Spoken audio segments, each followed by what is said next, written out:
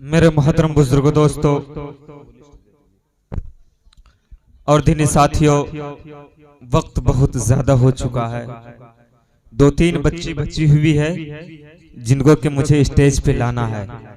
2-4 minute लगेगा, उसके बाद हजरत आएंगे, कुछ नसीहत हम लोगों के लिए हो जाएगा, उसके बाद दुआ हो जाएगी।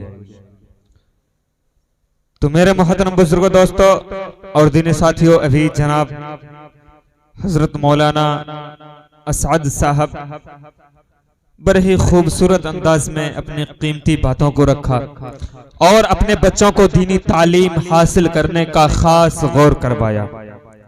तो इंशाअल्लाह हम और आप हजरात ये यहां से तय करें कि हम अपने बच्चे को दुनियावी इल्म के, दीनी इल्म के साथ साथ दुनियावी इल्म भी देंगे, लेकिन सबसे पहले उसको दीनी इल्म देंगे इंशाअल्लाह। थोड़ा और जोर से बोले इंशाअल्लाह। मैं आपका 2 मिनट वक्त लूं।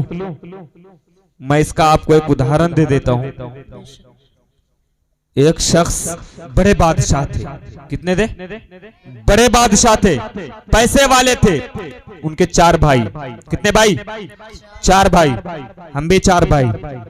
वो 4 भाई थे। उनके वालिद मोहतरम का इंतकाल हो गया, वो दुनिया से चले गए। उस वक्त कोई आलिम नहीं था, कोई मौलवी जल्दी नहीं मिला करता था। अब कुरान खानी पढ़ाना है ना, कुरान खानी पढ़ाने के लिए मौलवी को ढूंढने गए। यहां से कहा भवानीपुर, पूर्णिया में जाके वो मौलवी साहब पिटाया।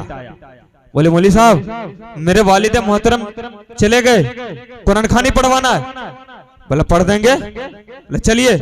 बेचारे मौलवी साहब को कुछ आता होता नहीं था, मेरे जैसा कुर्ता पाजामा पहन के है, बेचारे को दाढ़ी है, मौलवी साहब के जैसा लग रहे थे। बेचारे को ले आए, कब्रिस्तान ले गए, कब्र के पास बैठा दिए, वो बैठ गए। बोला कितना पैसा लेंगे? बोला 1000। बोला पढ़ दीजिए। बड़े बाप का बेटा है ना, बहुत सारा जमीन छोड़ के गया है ना बाप। बैठ गए, कुरान ले लिए। अरे मैं कुछ नहीं जानता, मैं कुछ नहीं जानता, या अल्लाह मैं कुछ नहीं जानता। हकीकत है ना, वो कुछ जानते नहीं थे। वो कह रहे मैं कुछ नहीं जानता, मैं कुछ नहीं जानता। अब छोटे भाई मौलवी साहब को लाए थे। मजले भाई सोचे अरे छोटे हो के मौलवी साहब को लाके कुरान खानी पढ़वा रहे। मजले भाई भी गए, वो पता चले धमधा गए। वहां से एक मौलवी साहब को लाए, उसको लेके कब्रिस्तान कुरान मजीद दे दिए, बैठा दिया पढ़ने के लिए। अब देख रहा है इसका हालत खराब। कह रहे भाई मैं तो कुछ नहीं जानता हूँ, अब दूसरा मौलवी साहब आ गया, मेरा तो हालत खराब है। डरेगा कि नहीं डरेगा? लेकिन वो कह रहा है बेचारा मैं कुछ नहीं जानता। दूसरे मौलवी साहब आले, वो कह रहा अरे भाई तुम कुछ नहीं जानते हो, जैसन तू वैसन मैं। या क्या कहने लगे? जैसन तू वैसन मैं। तीसरा भाई बोला ऐसा, वो भी गए। पता चला वो चले गए टकड़वा, वहां से एक मौलवी साहब को लाए, वो भी ले गए कब्रिस्तान। वो देखे ये दोनों का हालत खराब। भाई ये क्या हो रहा है? इस बार तो हम लोगों का हालत खराब है, पकड़ाएंगे तो ये राजा साहब का बेटवा जो है मेरा पैर तोड़ेगा कि सर फोड़ेगा, वो अल्लाह बेहतर जाने। अब ये उससे डर रहा है, वो उससे डर रहा है। पता चला जब तीनों एक जगह जमा हुआ, बोला भाई तू पढ़ ना। बोला मैंने पहले तू पढ़। बोला नहीं तू पढ़। बोला जो पहले आया पहले वो पढ़। बेचारा जो पहले आया तो पढ़ेगा ना। बोला मैं कुछ नहीं जानता। दूसरा कहता है जैसन तू वैसन मैं। तीसरा कहता है जैसी गाड़ी चले वैसे चलाते चलो। चौथा भाई लेकर आया तो बोला जैसे चले चलाए चलो, हलवा पूरी खाए चलो। अबे जैसन तू वैसन मैं। पहला क्या कर रहा है? जैसे या अल्लाह मैं कुछ नहीं जानता। दूसरा कहता है जैसन तू वैसन मैं। तीसरा कहता है ऐसी गाड़ी कब तक चलेगी? चौथा कहता है जैसे चलाए जाओ, हलवा पूरी खाए जाओ। भाई डीओजी डॉग मैंने कुत्ता पढ़ाओगे तो यही होगा। अबे होगा ना। अगर हम कुरान नहीं पढ़े हैं, अगर मेरे वालिद मोहतरम मर जाए तो हम क्या पढ़ेंगे? आप ही बता दीजिए क्या पढ़ेंगे? वही पढ़ेंगे ना, क्यों आता ही नहीं है मुझे। हम मौलवी साहब को ढूंढने जाएंगे ना।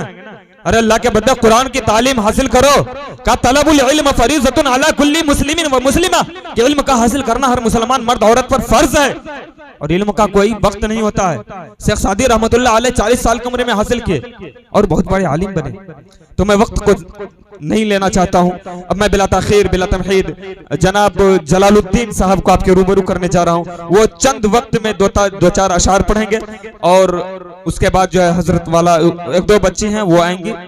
नहीं, मैं इससे कबल मैं एक दो बच्ची को बुला लूं, वो आ जाएंगे। सोनम शकील, सोनम शकील वो आ जाएंगे, अपनी कीमती बात रखेंगे कम वक्त में।